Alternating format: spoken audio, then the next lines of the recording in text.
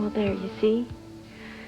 So I think that we should take this opportunity to deepen our newfound friendship. Because, Cord, I mean, after all, even though we're divorced, we're going to be CJ's parents for the rest of our lives. That's true. Yeah. Right, so I think we should form that friendship that you're talking about here. For CJ's sake, of course. Yeah. See, well, so it's not so difficult for us to agree on what's important. I guess not. So can we shake on it?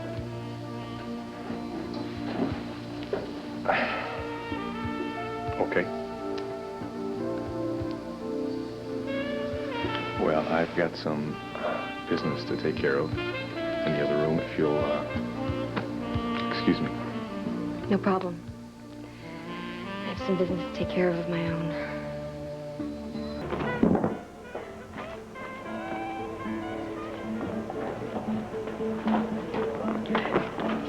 Tina, what on earth are you doing in Llandview? Oh, shut up, Gabrielle. I'm the one asking the questions around here. Introduce you to Matthew Kingston. Matt was a friend of Max's. Nice to meet you. Cord's his ex? How did you know that? Talked to him yesterday about you. Welcome back to Llandview. Thanks. I don't remember Max ever mentioning a friend of his named Matt. Well, Max had a lot of friends. How long do you plan to stay in town? That depends on a couple of things. Well, I was in the process of moving, so if you'll both excuse me, back to my room. It was nice meeting you. And, I'll see you around.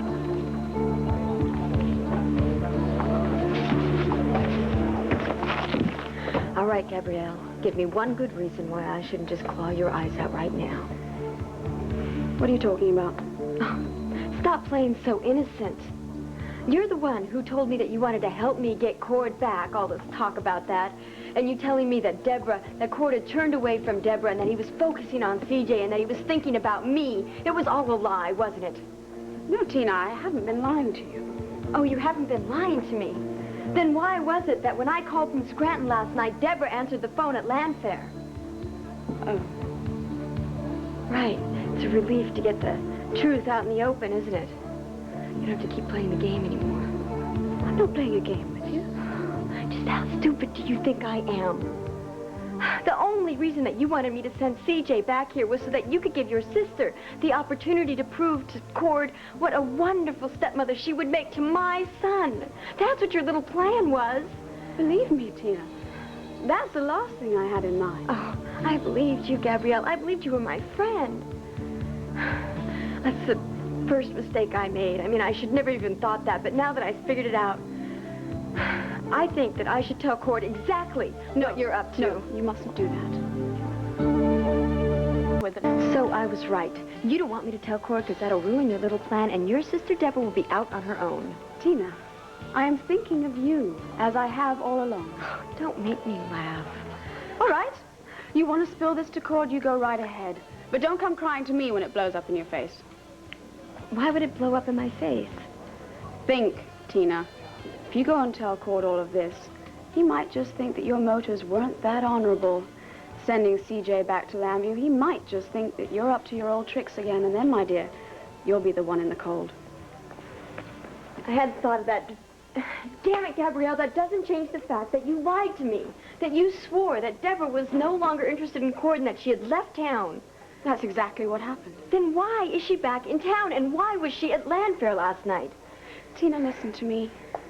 Deborah's back in town, but she is not a threat to you anymore. Cord told her very painfully that they would never be anything more than friends. And she accepted that? Absolutely. And you swear that she's no longer involved with Cord anymore? I swear. You're still not buying it? Tina, try and understand this. Deborah is not going after Cord anymore because, well, she came in and asked him if he would sleep with her, and he said no. Do you hear what I'm saying? Yes, I hear what you're saying. But I will believe it when I hear it straight from Deborah's mouth. Not before then. Tina, don't be silly. Why on earth would I want to interrupt you in court on purpose? I was thrilled to see the two of you smiling at each other. Well, then why didn't you suddenly remember an appointment you have and turn around and walk away? I was going to do that, but then Cord saw me, and he welcomed me in, and then he went to make phone calls in the other room. Really, Tina. You're right, Gabrielle. I'm sorry it's not your fault that this is the only warm moment Cord and I have had together in months. Well, since you've had one warm moment, I'm sure you'll have many more. You know what? Cord stood up for me. He stood up to Asa. He told him to leave me alone. He even said to Asa that I could go anywhere. I could be in this house. It didn't matter what he thought. Really? Yeah. Oh, well, it seems like you're making great progress. It really does. Maybe. And maybe none at all. I mean, Cord is nice to me because Cord is a nice man. And we were laughing mostly about CJ, not us. So I am probably just trying to turn this little tiny molehill into another huge mountain, per usual, huh? So, does this mean you're giving up hope? I just don't want to do anything dumb, Gabrielle. It seems like every time I'm hopeful about Cord, that's what I do. I mean, it's hope. It leads to the fantasies, and then to the plots, and then to the schemes, and then to divorce. But this time, I think you ought to take a step or two. Honestly. Well, I really do think that Cord has been missing you. That's why I suggested that CJ should come and spend some time. Every time Cord's with CJ, he's longing for his family. That's really good to hear, Gabrielle, but I just know for certain this time I should just go slow. No, I don't think you should. Gabrielle, what are you doing? I mean, Cordero would have a heart attack if I started coming on to him now. Tina, trust me. He really wants you. Your self-confidence has really gone down since you got back, hasn't it? Well, yeah, in terms of Cord, it has. I mean, that divorce certificate had an impact. Yes, I know it did. That's why I think you're going to get caught. Caught? Doing what? By pretending that you're no longer interested in Cord when it's perfectly clear that you are.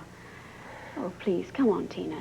If Cord finds out that you've got another plan, which he always does, he'll accuse you of being a liar, and it'll be true. He'll say he can't trust you, he never could trust you, and he never will trust you. Gabrielle, just stop. I mean, is this supposed to be helping my self-confidence? Yes, are you hearing me properly? Well, I can't avoid but hear it. Well, then, do you understand my point?